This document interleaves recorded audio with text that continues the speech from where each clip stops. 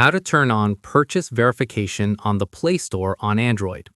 This tutorial shows you how to require fingerprint authentication before every purchase on the Play Store. First, open the Play Store on your Android device. After that, tap on your profile icon at the top right corner.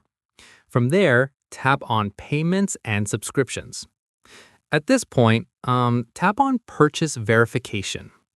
In the next step, toggle on Biometric Verification.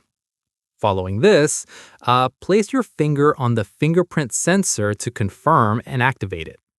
Finally, once enabled, every time you try to make a purchase on the Play Store, you will be asked to verify with your fingerprint first. This prevents any accidental or unauthorized purchases on your device. And that's it.